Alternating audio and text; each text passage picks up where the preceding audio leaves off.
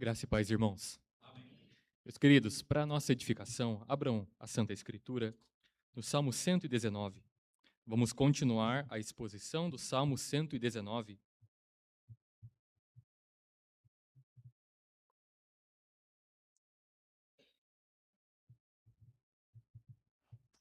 Salmo 119, irmãos, do versículo 49 ao 56.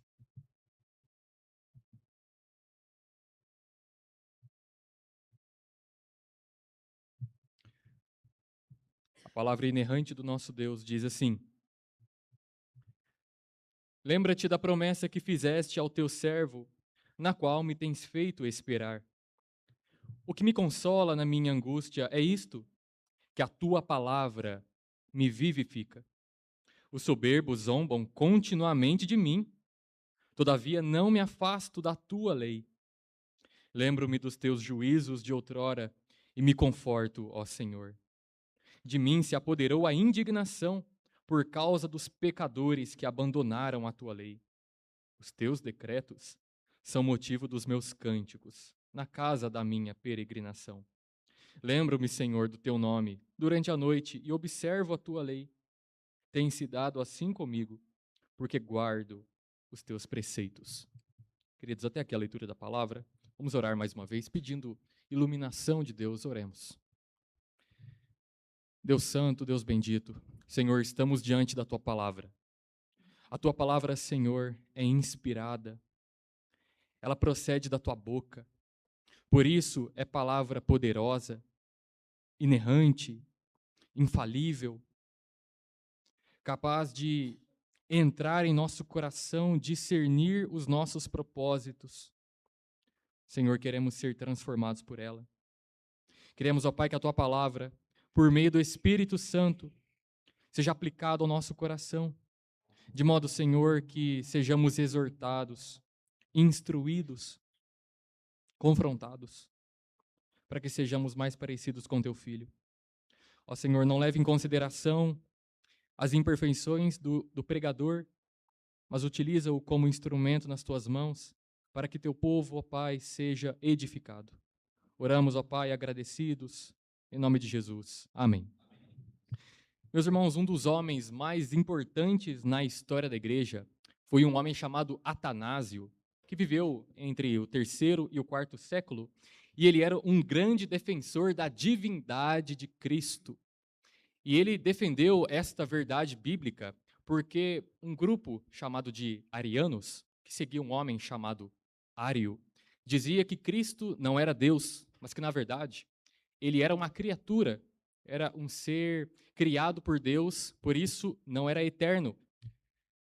Atanásio, então, se levantou contra esse grupo, afirmando que Cristo, de fato, é divino, ele é Deus. E conta-se, então, que naquele tempo, no quarto século, os arianos estavam ganhando muita força. Então, um colega de Atanásio chegou até ele e disse: Atanásio, o mundo inteiro está contra você. E Atanásio então disse: então, Atanásio está contra o mundo. Meus irmãos, isso exemplifica um pouco o que o salmista passa e exemplifica também a nossa vida. Nós estamos contra o mundo. O mundo é nosso inimigo. A partir do momento que Cristo nos colocou em sua família, a partir do momento que fomos feitos filhos de Deus, nós adentramos a uma guerra espiritual contra o mundo. Meus irmãos, esse texto nos ensina acerca do modo, acerca da maneira como reagimos diante da oposição do mundo, especialmente quanto à zombaria. O contexto desse salmo sabemos que é um contexto permeado por perseguição. O salmista, não sabemos quem, é alguém perseguido por causa da sua fé, e pessoas de poder querem ridicularizar o salmista, querem escarnecer dele, zombar dele por causa da sua fé, e diante disso o salmista se entristece, ele se angustia, mas muitas vezes também ele se angustia por causa do seu próprio pecado, porque ele não consegue obedecer à lei de Deus. Mas vemos que em todo o salmo, o salmista encontra na palavra de Deus a sua força, a sua vida, a sua alegria. Então, o tema maior de todo este salmo é a palavra de Deus, a excelência da lei de Deus. A palavra é um tesouro inestimável e o salmista reconhece esta verdade. E quanto à estrutura do salmo, o Salmo 119 é um acróstico de 22 estrofes, e cada estrofe, que são blocos, são formados por 8 versículos. Este é o sétimo bloco, a sétima estrofe. Em cada estrofe, uma letra hebraica recebe destaque, iniciando os versos. E o que nós vemos nessa estrofe, meus irmãos, é que o salmista pede para que Deus se lembre da sua palavra, e ele apresenta a sua fidelidade ao Senhor, mesmo diante da oposição, mesmo diante de zombaria. O salmista é fiel a Deus. E nós não podemos pensar que essa realidade da oposição do mundo está distante de nós. Meus irmãos, nós sofremos zombaria do mundo, escárnio do mundo, sofremos uma certa perseguição, e nós devemos saber como lidar com isso, porque nós somos inimigos do mundo. O próprio Tiago disse na sua carta de que aquele que quer ser amigo de Deus constitui-se inimigo do mundo. Na verdade, o contrário, né? Mas a ideia é esta: quando nós somos amigos de Deus, nós somos inimigos do mundo. E como reagir, como lidar com esse fato? A palavra nos ensina. Então, o nosso tema é como ser fiel diante da zombaria do mundo. Meus irmãos, 3 verdades maiores são apresentadas. Em primeiro lugar, ore para que Deus cumpra a sua palavra, que é seu consolo. Ore para que Deus cumpra a sua palavra, que é o seu consolo. Meus irmãos, vejam os versículos 49 a 50. O salmista diz assim: Lembra-te da promessa que fizeste ao teu servo, na qual me tens feito esperar. Vejam, meus irmãos, que em primeiro lugar, o salmista faz um pedido a Deus. Ele ora para que Deus se lembre da sua promessa. E é necessário entendermos que o salmista não está dizendo que Deus se esquece de algo, como que se ele perdesse alguma informação, como se ele tivesse alguma espécie de amnésia. Mas o salmista está usando uma linguagem para pedir para que Deus atue em favor dele. É como se ele dissesse: Senhor, atue em meu favor, cumpra a tua palavra. Porque Deus não pode se esquecer de nada. Se Deus perder alguma informação em sua mente, ele deixa de ser Deus, porque ele é o todo onisciente, ele tem todo o conhecimento, ele é o todo sábio. Então Deus não pode se esquecer de algo. Mas quando o salmista diz: lembra-te da tua promessa que fizeste ao teu servo, ele quer que Deus haja em favor do salmista, que cumpra a sua palavra. E vejam que o salmista, ele se coloca no seu lugar. Ele diz: lembra-te da promessa que fizeste ao teu servo. Meus irmãos, ele se coloca em posição de submissão, de humildade, de dependência. Essa é a figura do servo. É aquele que está submisso, aquele que é humilde, que reconhece a sua posição. E isso já nos ajuda a entendermos que nós não devemos adotar o que em muitos meios evangélicos é adotado, que é chamado de confissão positiva. Meus irmãos, a confissão positiva é a ideia de que nós devemos decretar coisas, ordenar coisas para que aconteçam. Mas vejam que a Escritura não ensina isso. Você não tem que decretar nada para que Deus faça. Você não tem que ordenar que Deus faça alguma coisa. Você tem que pedir, porque você é servo, e Ele é o Criador, Ele é Senhor. Não decretamos nada, nossa palavra não tem poder, a palavra de Deus tem, a nossa não. E quando nós sofremos oposição do mundo, devemos fazer como o salmista. Nós devemos orar para que Deus cumpra a sua palavra. Meus irmãos, quantas promessas Deus tem em sua palavra. Deus promete cuidar do seu povo. Deus promete fortalecer a fé do seu povo. Deus promete animar seu povo. Deus promete dar coragem ao seu povo. E quando nós sofremos oposição, quando somos perseguidos de alguma forma, nós devemos pedir isso. Senhor, dá-me alegria neste momento. Senhor, cumpra a tua palavra, dá-me força, dá-me fé, dá-me esperança neste momento. Devemos pedir a Deus. E vejam que o salmista diz que nesta promessa, ele diz: me tens feito esperar. O salmista espera. Ele pede, mas ele espera. Ele tem confiança no Senhor. Ele espera, ele espera. E devemos fazer o mesmo, meus irmãos. Pedir a Deus e esperar confiadamente que Deus há de cumprir a sua palavra. Mas vejam o que ele diz no versículo 50. Ele apresenta uma afirmação acerca do seu consolo. Ele diz: o que me consola na minha angústia é isto, que a tua palavra me vivifica. Meus irmãos, a palavra de Deus traz vida, traz conforto, traz segurança, traz alegria. O salmista, no Salmo 19, versículo 7, diz que a lei do Senhor é perfeita e restaura a alma. Esse é o consolo do salmista, a palavra de Deus que traz vida. Mas, meus irmãos, a palavra de Deus não é mágica, como se ela funcionasse como uma espécie de força mágica, como se ela tivesse um poder nela mesma, a parte do Espírito. Por exemplo, há pessoas que deixam a Bíblia aberta no Salmo 91, no Salmo 23, como se pensassem que, dessa forma, com a mera Bíblia aberta, haverá algum poder, alguma espécie de proteção no local. Mas vejam, a palavra não é mágica. A palavra tem poder quando acompanhada pela operação do Espírito. O Espírito usa a palavra, aplica ao coração do pecador, e então a palavra é poderosa. Pensem nas pessoas que leem a Escritura e não tiram proveito algum. Há muitas pessoas que leem a palavra de Deus, não são vivificadas, não têm mais esperança, não recebem alegria, não são fortalecidas. Por quê? Porque há algo de errado na palavra? Não. Porque há algo de errado nelas. E é porque o Espírito não aplica. O Espírito não aplica. Então a palavra do Senhor traz conforto. Quando lemos a palavra, meus irmãos, nós temos a certeza de que Deus cuida do seu povo. Vejam que consolo temos quando lemos a palavra. Deus cuida do seu povo. Quando lemos a palavra, temos a certeza de que Deus é fiel. Quando lemos a palavra, temos a certeza de que nós somos salvos dos nossos pecados. Vejam, isso traz consolo a nós, em nossa angústia. Mas por que muitas vezes a palavra parece não nos trazer vida? Meus irmãos, muitas vezes a causa é a dureza do nosso coração. Muitas vezes vamos para a palavra cheios de orgulho, vamos à palavra com as nossas defesas erguidas. Muitas vezes vamos para a palavra com soberba, com insubmissão, e a palavra não nos traz vida. Pelo contrário, o nosso coração se torna mais duro ainda. Então temos que nos arrepender da nossa frieza espiritual.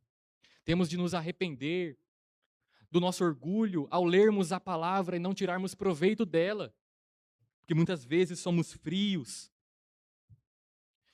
Mas devemos tomar muito cuidado também, meus irmãos. Porque muitas vezes o mundo oferece outros consolos a nós. O salmista entende muito bem. O seu contexto também não é um contexto fácil. É um contexto de perseguição. E o salmista muitas vezes diz que ele prefere a palavra às riquezas, que ele ama a palavra, mas ele sabe também que existem muitas coisas que o mundo oferece a ele. As riquezas podem promover algum tipo de consolo. Em nosso contexto não é diferente. O mundo proporciona muitos consolos para nós, em nossa angústia. O dinheiro, os prazeres, o entretenimento, bebida, status e etc. E temos de tomar cuidado porque nada destas coisas são eternas, são perenes. Na verdade, são passageiras. Elas logo somem e elas são mais geradoras de idolatria. Elas nos afastam de Deus. Meus irmãos, temos que fazer a mesma afirmação que o salmista. O que me consola na minha angústia é isto, que a tua palavra me vivifica. Não procuramos o consolo na nossa angústia em outras coisas, mas na palavra do Senhor. Meus irmãos, a palavra é o nosso consolo, mas mais do que isso, a palavra encarnada é o nosso consolo. Meus irmãos, o apóstolo João disse que o Verbo se fez carne e habitou entre nós, cheio de graça e de verdade. Ele é o Verbo de Deus, a palavra do Senhor. a palavra criadora de todas as coisas, sustentadora, é Cristo. Ele é o nosso consolo eterno, é a palavra encarnada. Então, em Cristo temos, meus irmãos, consolo para a nossa alma. Consolo diante das investidas do mundo. Consolo diante da nossa angústia, das nossas tristezas. E nele, em Cristo, em união com Cristo, nós podemos lidar com a oposição do mundo. Podemos lidar com as tentações, com as zombarias, com tudo aquilo que o mundo faz para destruir a nossa fé. Então, como ser fiel diante da zombaria do mundo? Em primeiro lugar, ore para que Deus cumpra a sua palavra, que é seu consolo. A palavra de Deus há de ser cumprida, mas temos de pedir. Deus deseja isso. Deus deseja que oremos, porque a palavra é o nosso consolo. Em segundo lugar, meus irmãos, permaneça fiel à palavra de Deus, que traz conforto. Permaneça fiel à palavra de Deus, que traz conforto. Meus irmãos, essa verdade está no versículo 51 a 53. Vejam, meus irmãos, que aqui temos o salmista apresentando a sua fidelidade ao Senhor, mesmo na oposição do mundo, daqueles que zombam dele e também na apostasia dos ímpios. Vejam o versículo 51. Os soberbos zombam continuamente de mim, todavia, não me afasto da tua lei. Meus irmãos, o salmista era zombado. Escarneciam dele. E por causa da sua fidelidade, o salmista era fiel a Deus. Ele vivia de modo distinto dos ímpios. E os ímpios se indignavam contra ele. Por isso zombavam dele. E o termo zombado aqui, meus irmãos, essa zombaria, essa palavra está relacionada à palavra que o salmista utiliza no Salmo de número 1, dos escarnecedores. Aqueles que zombam do salmista são escarnecedores. Os escarnecedores são os que desprezam a Deus, desprezam a lei do Senhor. Por consequência, desprezam o povo de Deus. E vejam que a zombaria do salmista não era um dia sim, um dia não, ou em alguns momentos, era contínua. Era uma zombaria contínua, ele continuamente era zombado por causa da sua fé. Os servos de Deus, meus irmãos, em algum momento, por causa da sua fidelidade, vão sofrer zombaria. Talvez você já tenha experimentado isso. Por causa da sua fidelidade, zombaram de você, porque você era crente, porque você não mentiu, porque você não se aproveitou da situação, porque você não quis tirar vantagem e você teve um experimento ali da zombaria dos ímpios. Isso não é anormal, meus irmãos. Nós vamos sofrer algum tipo de zombaria. Especialmente os jovens e adolescentes que estão na escola, em faculdades que muitas vezes o ambiente é hostil. Então, jovens, adolescentes e até mesmo as crianças, quando vocês não colarem na prova, talvez os seus amigos dirão a vocês que vocês não são tão espertos assim. E vocês vão ser zombados. Talvez, porque vocês não pensem como o mundo pensa. Vão dizer que vocês são retrógrados. Vão dizer que vocês são atrasados mentalmente e intelectualmente. Porque vocês adotam a palavra como palavra de Deus. Vocês podem ser zombados. Mas devem ficar firmes. Firmes na palavra de Deus. A palavra de Deus diz que os que confiam no Senhor são como o monte Sião, que não se abala, firme para sempre. Meus irmãos, embora o salmista sofra zombaria contínua por causa da sua fé, veja o que ele diz: todavia, não me afasto da tua lei. Não se afastar da lei significa que o salmista obedece à lei, estuda a lei de Deus, medita nela, pensa nela todo dia. Ele não se afasta dela, ele está sempre perto da lei do Senhor. Vejam, a lei de Deus é força para o salmista, ele ama a lei do Senhor. E vejam que após afirmar que ele sofre zombaria, mas não se afasta da lei, no versículo 52 ele diz: lembro-me dos teus juízos de outrora e me conforto, ó Senhor. Vejam que nessa estrofe, o salmista fala muito acerca da lembrança. Ele fala no versículo 49, lembra-te. No versículo 52, lembro-me. No versículo 55, lembro-me. Então, essa é uma espécie de estrofe da lembrança. O salmista sempre tem essa ideia da lembrança ao escrever estas palavras. E veja, ele diz: lembro-me dos teus juízos de outrora. Por juízos, o salmista está se referindo aos atos de Deus na história e a sua palavra sendo cumprida no decorrer da história do povo de Deus. É como se o salmista dissesse: Senhor, nesses momentos de zombaria, nesses momentos em que eu sou escarnecido, zombado, Senhor, eu me lembro dos atos do Senhor na história. Eu me lembro, Senhor, da tua palavra sendo cumprida no decorrer das gerações. E eu me conforto. E eu tenho consolo. Veja, a Bíblia não havia sido toda escrita neste momento.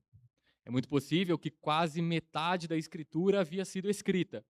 Mas vejam que o salmista, ele já está contemplando alguns atos de Deus na história e tendo conforto. Meus irmãos, quanto mais nós, que já temos a revelação completa, os 66 livros inspirados por Deus para a nossa edificação.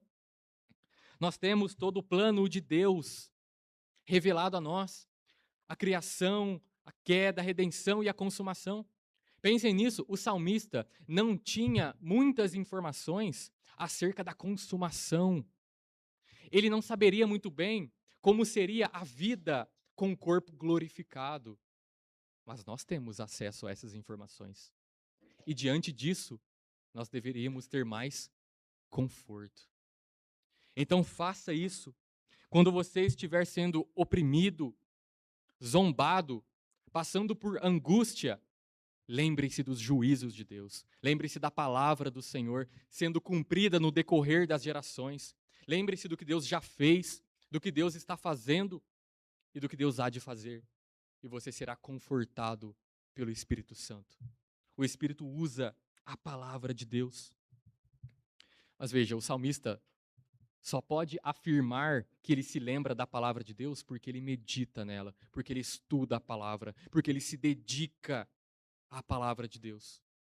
Porque muitas vezes, meus irmãos, nós não temos esse tipo de consolo, porque nós não guardamos a palavra de Deus em nossa mente. A memorização das Escrituras foi deixada de lado ao longo da história. Pense no que você tem decorado. Talvez você saiba muitas músicas de cor.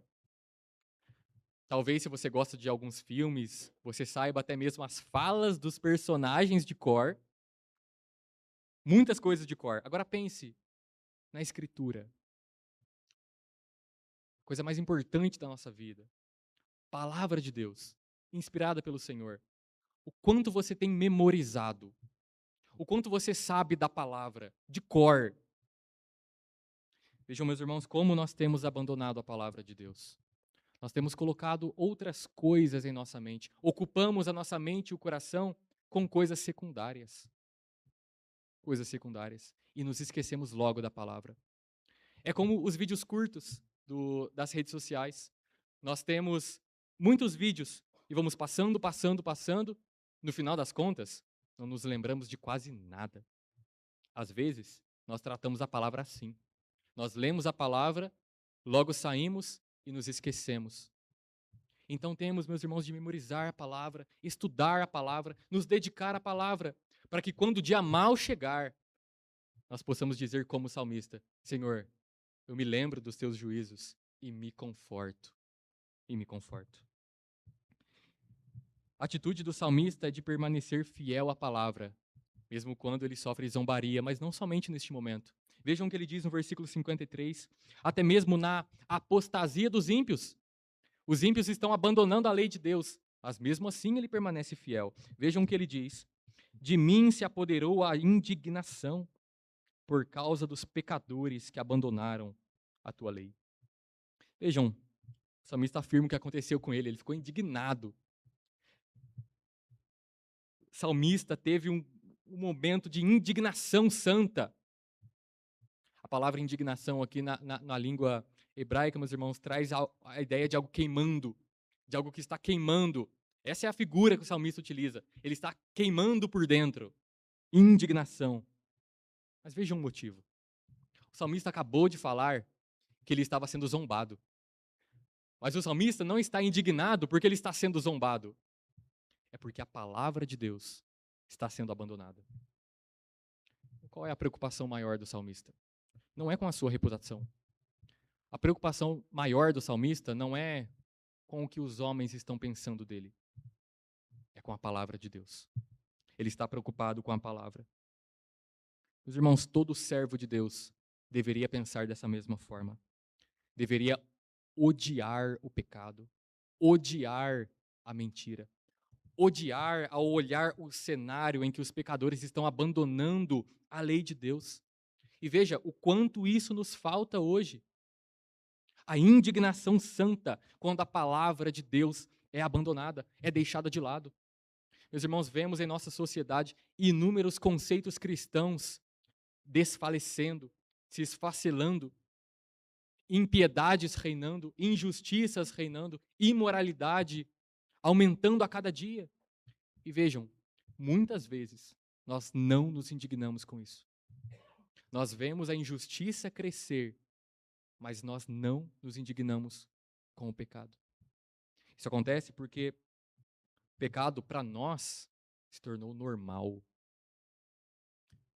Mentira, palavrão, sensualidade. Por exemplo, vemos isso nos filmes. Há cristãos que assistem filmes com sensualidade, palavrão e não se sentem indignados com isso. Ficam indiferentes. Quando pensamos, por exemplo,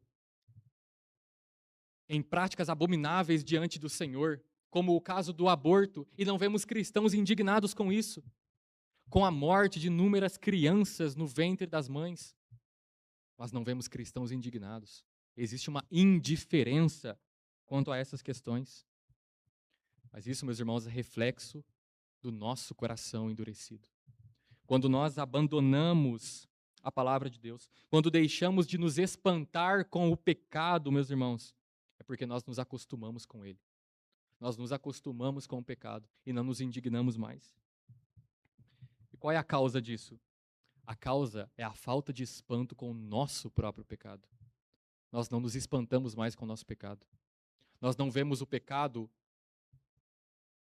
e o consideramos como horrível como ele é.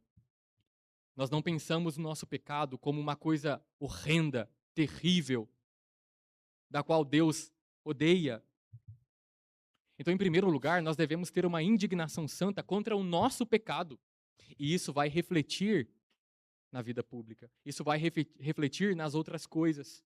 Então, temos, meus irmãos, de sondar o nosso coração e olhar se de fato temos essa ira santa, essa ira virtuosa contra tudo aquilo que se levanta contra Deus. Porque o nosso coração pode estar endurecido e estamos chamando o pecado de coisa normal. Mas não somente devemos ter uma indignação santa quanto a essa vida de pecado, mas devemos ter uma indignação santa quanto à vida futura de pecado. Meus irmãos, nós deveríamos nos encher com uma indignação santa ao vermos pecadores indo para a condenação eterna. Vejam, nem mesmo quando pensamos na condenação eterna, no inferno, nós não nos indignamos com os pecadores que estão indo para lá. Deveríamos nos indignar com isso. Pecadores estão indo para a condenação eterna. Mas vejam, nosso coração fica indiferente. E não pregamos a palavra do Senhor. O pecado, para nós, deixou de ser o maior dos nossos problemas. Não o tratamos da maneira como deveríamos. Meus irmãos, um missionário chamado David Brainerd, foi um missionário norte-americano do século XVIII. Ele gastou parte da sua vida sendo um missionário aos indígenas.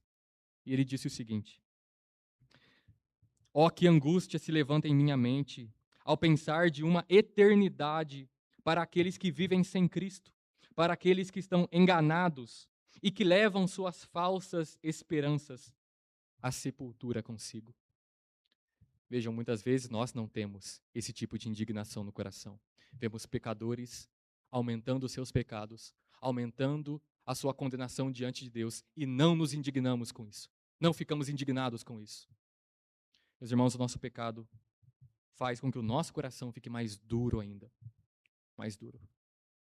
Mas o salmista é diferente. Ele se indigna contra o pecado na sociedade, até mesmo contra o seu próprio pecado. E ele permanece fiel a Deus. Mas, meus irmãos, a boa notícia é que a nossa fidelidade ao Senhor, nossa fidelidade à palavra, só é possível por causa da fidelidade de Cristo. Meus irmãos, nós somos pecadores. Não conseguimos obedecer perfeitamente à palavra do Senhor. O salmista diz: não me afasto da tua lei.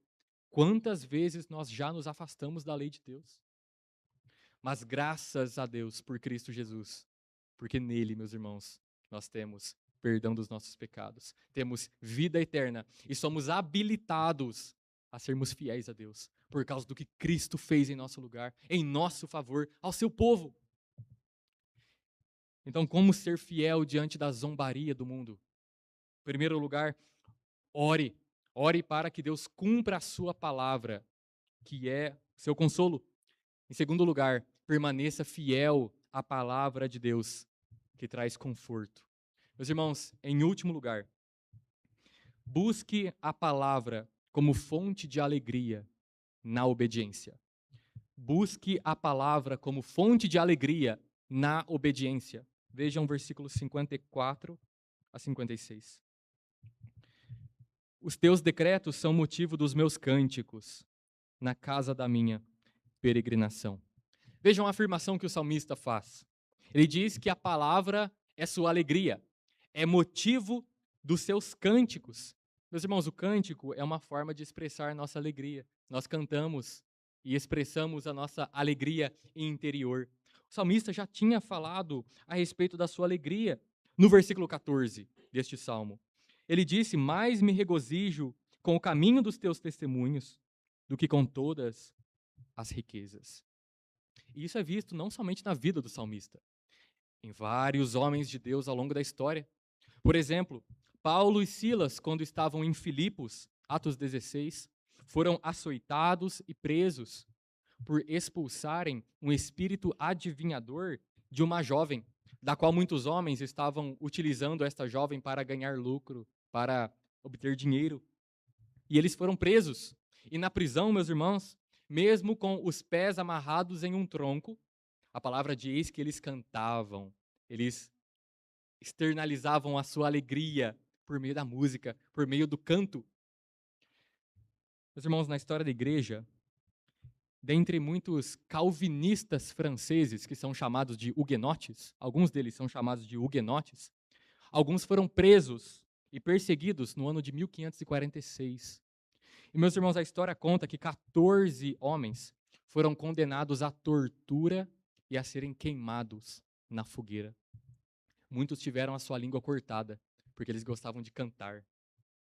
E alguns não tiveram a sua língua cortada quando colocados na fogueira. E a história conta que alguns desses que não tiveram a sua língua cortada, mesmo durante o momento em que estavam sendo queimados, eles estavam cantando salmos ao Senhor. Estavam apresentando a sua alegria em Cristo. Meus irmãos, por que esses homens, assim como o salmista, passam por aflição com tanta alegria?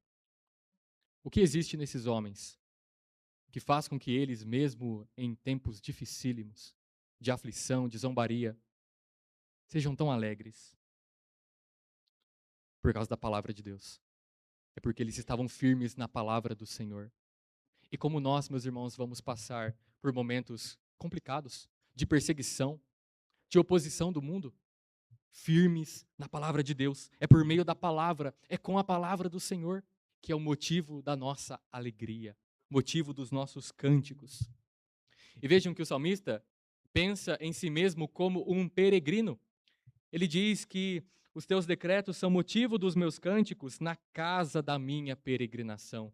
O salmista se entende como peregrino, como forasteiro, como pessoa que não faz parte deste mundo. Meus irmãos, todos os crentes são considerados por Deus como peregrinos. O apóstolo Pedro disse isso na sua primeira carta, capítulo 2, versículo 11. Ele diz: amados, exorto-vos como peregrinos e forasteiros que sois. Os crentes são peregrinos, não pertencem a este mundo quebrado pelo pecado, pertencem a uma pátria superior. E por isso têm a palavra de Deus como motivo de alegria. Então, qual é a nossa alegria sendo peregrinos? A palavra de Deus. A palavra do Senhor é motivo dos nossos cânticos. Mas o salmista prossegue, meus irmãos, no versículo 55, e ele diz: Lembro-me, Senhor, do teu nome. Durante a noite observo a tua lei. O salmista, quando diz que ele se lembra do nome do Senhor, ele não está somente se referindo, meus irmãos, a um conjunto de palavras. Quando a Bíblia fala a respeito do nome de Deus, ela está falando sobre um meio pelo qual Deus se revela. Deus se revela por meio dos seus nomes. E aqui o nome em destaque é o nome Senhor, com todas as letras maiúsculas. E quando, meus irmãos, vocês se depararem com a expressão Senhor, com todas as letras maiúsculas, é aquele nome pelo qual Deus se revelou a Moisés naquele momento da sarça ardente. E ele diz: Eu sou o que sou. É o eu sou, como alguns chamam de Yahvé ou Jeová. É este nome, o nome de Deus. O salmista então está dizendo: Deus, eu lembro do teu nome, Senhor Jeová, durante a noite. E esse nome, meus irmãos, revela muitas coisas importantes acerca de Deus. O nome Eu Sou revela a imutabilidade de Deus. Ele é o Eu Sou. Ele nunca será, ele sempre é. Esse nome também reflete a sua independência. Ele não depende de nenhuma das suas criaturas para ser. Ele é. Somente as suas criaturas precisam daquele que é para que elas sejam alguma coisa. Somente Deus é. Mas reflete também, este nome também reflete o caráter de Deus pelo qual ele se relaciona por meio de alianças. Este é chamado por muitos do nome pactual de Deus. Deus se relaciona com o seu povo por meio de alianças. Então o salmista está dizendo: Senhor, eu me lembro do teu nome. E o teu nome, ó Pai, teu nome, Senhor, revela os teus atributos, revela as suas características, revela o teu caráter. E ele diz: e observa a tua lei.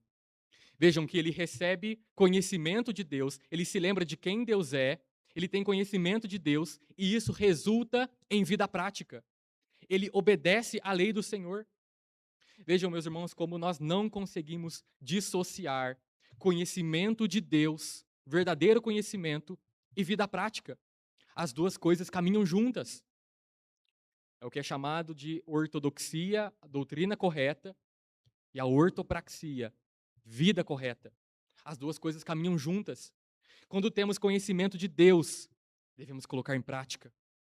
É por isso que Tiago disse: tornai-vos praticantes da palavra, e não somente ouvintes. E Tiago diz que aquele que somente ouve a palavra e não obedece, ele engana a si mesmo. Nós pensamos que estamos em paz com Deus, quando na verdade não estamos. Pensamos que a ira do Senhor não está sobre nós, quando temos conhecimento da palavra e não colocamos em prática. Mas está. Meus irmãos, nós nos enganamos quando ouvimos a palavra e não colocamos em prática. No versículo 56, o salmista termina esse bloco, essa estrofe, e ele diz: tem-se dado assim comigo, porque guardo os teus preceitos. É como se alguém perguntasse para o salmista: salmista, por que você está usufruindo de tudo isso? Salmista, por que você está experimentando tudo isso? Ele diz: olha, isso tem acontecido comigo porque eu guardo a palavra de Deus. Não é que o salmista está se gabando. Não é que ele está falando assim: olha, eu desfruto de consolo, eu desfruto de alegria, eu desfruto de tudo isso porque eu guardo a lei do Senhor. Não, isso não é uma expressão de orgulho do salmista. Não é uma expressão de soberba. É porque ele sabe que Deus abençoa a fidelidade dos seus filhos. Deus abençoa, meus irmãos, quando o povo de Deus, quando o seu povo é fiel. Deus o abençoa. E o salmista desfruta disso. Ele desfruta das bênçãos de Deus. E aquilo que os crentes, aquilo que nós, meus irmãos, recebemos, nós recebemos como fruto da graça de Deus. Nós lemos o texto na liturgia. Nada daquilo que nós recebemos, adquirimos, vem da nossa força, mas vem da graça de Deus. Quando temos consolo na aflição, quando temos alegria mesmo em meio às dificuldades, não é porque nós somos bons, não é porque nós somos fortes, mas porque Deus nos abençoa, porque Deus cuida de nós. Mas por que muitos crentes não podem dizer o mesmo? Por que muitos crentes, meus irmãos, em tempos de angústia, chegam ao desespero? Por que muitos crentes não encontram alegria e regozijo na palavra de Deus? Por quê? Porque possivelmente não guardam a palavra do Senhor. Possivelmente porque têm negligenciado esse meio de graça. A palavra do Senhor que nos santifica, nos fortalece. Muitos têm deixado a palavra de lado. E por isso não podem dizer o mesmo que o salmista. Não podem. Meus irmãos, devemos nos arrepender. Devemos voltar para a palavra. Devemos voltar a ser o povo do livro, que conhece a Escritura, conhece a palavra de Deus, mais do que futebol, mais do que os filmes, mais do que as séries, mais do que qualquer outra coisa. Que outro livro, meus irmãos, há que seja tão poderoso como esse? Que outro livro é expressão da mente de Deus, da vontade do Senhor? Existe outro livro? Não existe. É só a palavra. Vejam que coisa tão preciosa que temos. Nós temos a palavra em mãos, podemos lê-la a qualquer momento, estudá-la a qualquer momento. Então aproveitemos isso. Não deixemos esse meio de graça de lado. Não deixemos. Mas, meus irmãos, para que busquemos a palavra como fonte de alegria, nós devemos depositar a nossa confiança, não na nossa obediência, mas na obediência daquele que teve toda a sua satisfação em cumprir a lei de Deus, Cristo. Meus irmãos, o próprio Cristo disse: a minha comida consiste em fazer a vontade daquele que me enviou e realizar a sua obra. Cristo teve todo o desejo de cumprir a vontade de Deus. Ele nunca se afastou da lei de Deus. Teve perfeita obediência. E, meus irmãos, confiados na obediência de Cristo, nós podemos obedecer a Deus de modo agradável. Podemos permanecer fiéis à palavra do Senhor em Cristo Jesus. Somente em Cristo. Lembremos-nos disso. Queridos, eu quero concluir lembrando vocês como ser fiel diante da zombaria do mundo. Em primeiro lugar, ore para que Deus cumpra a sua palavra, que é o seu consolo. Ore a Deus. Se achegue a Ele em oração e peça que Ele cumpra a palavra dEle em sua vida. Segundo lugar, permaneça fiel à palavra de Deus, que traz conforto. Não se afaste da lei de Deus. Ainda que você sofra, não se afaste. Terceiro lugar, busque a palavra como fonte de alegria na obediência. Quando obedecemos a Deus, nós somos alegres. Porque importa obedecer a Deus em primeiro lugar. A Deus em primeiro lugar. Meus irmãos, Deus deseja que sejamos fiéis em tudo, mesmo diante da zombaria do mundo. Então nós não podemos ser amigos do mundo. Lembro vocês do que Tiago disse: aquele, pois, que quiser ser amigo do mundo, constitui-se inimigo de Deus. Não podemos escolher servir os dois. Cristo disse que nós só podemos servir a um Senhor. Meus irmãos, que escolhamos servir a Deus, que escolhamos percorrer o caminho que Cristo demonstrou a nós em sua palavra. Mas para que consigamos percorrer o caminho da caminhada cristã, nós precisamos da palavra de Deus em nosso coração. Precisamos permanecer fiéis à palavra e precisamos do auxílio do Espírito. Sem o Espírito, meus irmãos, é letra morta. Vamos ler a palavra, não vamos entender nada. Vamos sair com o coração mais duro. Nosso coração não será transformado se não dependermos do Espírito. Que nos acheguemos à palavra com a mesma mentalidade do salmista, que nós somos servos de Deus. E por isso devemos pedir: Senhor, abençoa-nos, porque somos servos e precisamos da graça do Espírito. Ainda que a caminhada cristã, meus irmãos, seja difícil, nós devemos nos lembrar do que Paulo disse: que a nossa leve e momentânea tribulação produz para nós eterno peso de glória, acima de toda comparação. Meus irmãos, um dia a oposição vai acabar. O pecado vai ser extirpado da realidade.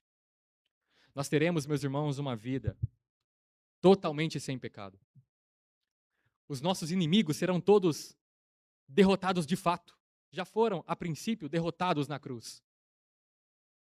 Eles estão batalhando conosco, mas já são derrotados. Mas haverá um momento em que eles serão jogados, lançados à condenação eterna. E não seremos mais importunados pelos nossos inimigos. Naquele tempo, nós teremos comunhão plena com o Senhor. Comunhão plena. Então vale a pena, meus irmãos, seguirmos confiantes em Cristo. Vale a pena mantermos firmes a nossa confissão de fé. Vale a pena, meus irmãos, sermos fiéis, mesmo em um mundo tão difícil, tão complicado. Vale a pena ser fiel. Ainda hoje vale a pena.